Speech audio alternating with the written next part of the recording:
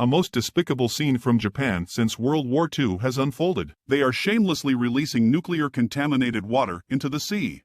Without concealment, the Japanese government has unabashedly announced the unilateral decision to start discharging Fukushima's radioactive water into the ocean on August 24.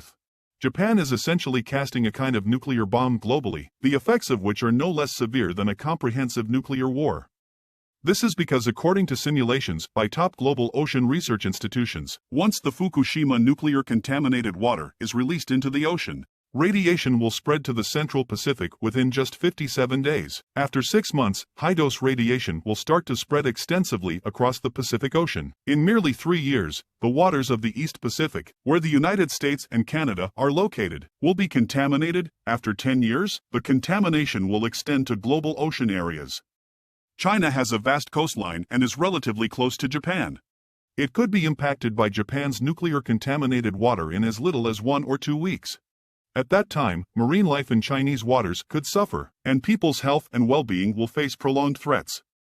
In the face of Japan's transgression, China should continue to maintain a strong stance. It should utilize international and global pressure against Japan and, in the meantime, strategically fragment and undermine the alliance formed by the United States, Japan, and South Korea, along with their military provocations. China should never compromise on its core interests concerning Taiwan and should firmly counter Japan's provocations. So, who is allowing Japan's madness to go unchecked? Whether nuclear-contaminated water is safe or not is known to everyone on Earth. Claims of safety are merely self-deception. However, under broad daylight, Japan has audaciously twisted facts. Without support and acquiescence from certain countries, such a scenario would not be possible. For Japan's nuclear-contaminated water to be discharged into the sea, there is a premise that the released nuclear-contaminated water doesn't harm marine life and human health. The global community knows that this is a fallacy and an impossible condition to meet. Very few believe that Fukushima's nuclear-contaminated water is non-toxic. Fumio Kishida should personally taste the flavor of this nuclear wastewater. Nevertheless, Japan has gone through great lengths to discharge nuclear wastewater into the ocean. Astonishingly, Western countries led by the United States have given Japan a green light all the way, disregarding global human life and health for their own selfish desires. After the Japanese government officially announced its decision to release Fukushima Daiichi nuclear power station's wastewater into the ocean in April 2021, the U.S. State Department was the first to come forward in support, stating that the action seems to be consistent with globally accepted nuclear safety standards. Even the International Atomic Energy Agency seems to be a mere decoration. As early as February 2020, the agency expressed that both methods of releasing Japan's nuclear-contaminated water, through vaporization and discharging into the ocean, are technically feasible. In July of this year, following the visit of the Director General of the International Atomic Energy Agency, Rafael Grossi, to Japan, the agency promptly published a statement on its official website, asserting that after safety review, they concluded that Japan's plan to discharge nuclear-contaminated water meets the agency's safety standards. Even more shocking is the situation in South Korea, which is severely affected by the contamination. Its government, despite strong opposition from its populace, has repeatedly reaffirmed its support for Japan's plan to release nuclear-contaminated water into the sea. Moreover, in May of this year, South Korea sent some so-called experts to Japan to inspect the nuclear-contaminated water. Without collecting any samples of the radioactive water, they hastily concluded that the Fukushima nuclear-contaminated water is safe. By June, the notion that the nuclear-contaminated water from the US, Japan, and South Korea was harmless had been repeatedly debunked. The latest test results at that time showed that fish caught in the harbor of the Fukushima nuclear power plant had cesium radioactive elements exceeding Japan's legal limit by 180 times. What's absurd is that Japan's response to this was to set up protective nets to prevent these radioactive fish from swimming out of the harbor. This behavior is akin to burying one's head in the sand and is utterly reprehensible. Japan's unilateral announcement of releasing Fukushima's nuclear-contaminated water into the sea may seem like the wrongdoing of one country, but in reality, the supporters behind it are the executioners aiding and abetting murder. These are Western countries that, for undisclosed reasons, have used the discharge of Fukushima's nuclear-contaminated water into the sea as a bargaining chip and allowed Japan's reckless behavior. Immediately after the US-Japan-South Korea Camp David summit, Japan's government declared the start of releasing Fukushima's nuclear-contaminated water into the sea on August 24.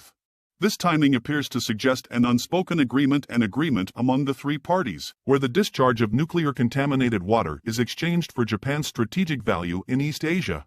For instance, positioning Japan as a foothold for countering China. The US, Japan, and South Korea had just concluded a trilateral summit at the Camp David summit, signing three important documents: the Camp David Spirit, Camp David Principles, and Consultation Agreement. The core of these documents revolves around 2 points: strengthening the military alliance among the three nations and how to address the threat posed by China. Camp David is a vacation spot for U.S. presidents, and Biden chose to host the US-Japan-South Korea summit there for the first time during his current term. This signifies that the binding documents signed at this summit will be sustained. Even if there are changes in leadership among the three countries, it won't affect the strategic principles and stances established during this Camp David summit. This structure closely resembles NATO in Europe, with both being military alliances having a common hypothetical enemy. The ongoing strategic confrontation between the United States-led NATO and Russia in the context of the Russia-Ukraine conflict is similar to the US's establishment and reinforcement of the US-Japan-South Korea alliance, effectively establishing a new Cold War. This is also a signal of the US's strategic shift towards countering China. The emergence of a small NATO in East Asia is already taking shape, and the three nations plan to incorporate ASEAN members. Their plan to split the Asia-Pacific and contain China is now public. Not only are multi-level communication mechanisms being established, but the US, Japan, and South Korea have also decided to conduct regular trilateral military exercises. This includes exercises in ballistic missile defense and warning, real-time sharing of missile warning data, and sharing intelligence regarding missile threats posed by China and North Korea. This may indicate that Japan and South Korea will serve as military springboards for the US, allowing strategic weaponry to be deployed closer to China. The purpose of the Camp David summit is to use the US, Japan, and South Korea as the core to manipulate issues related to Taiwan, the South China Sea, the Korean Peninsula, Southeast Asia, and Pacific Island nations. This is aimed at dividing Asia-Pacific countries and forcing them to choose sides between China and the US, Japan, and South Korea. The three countries have proclaimed to maintain a unified stance on the Taiwan issue, emphasizing the preservation of the status quo and the peace of the Taiwan Strait. The concept of if Taiwan is in trouble, so is Japan has transformed into if Taiwan is in trouble, so are the United States, Japan, and South Korea. This clear act of siding with the Taiwan authorities is a blatant provocation. Its essence is to internationalize the Taiwan issue and alter the One China principle. In response to such provocations, the Chinese Eastern Theater Command conducted exercises around the Taiwan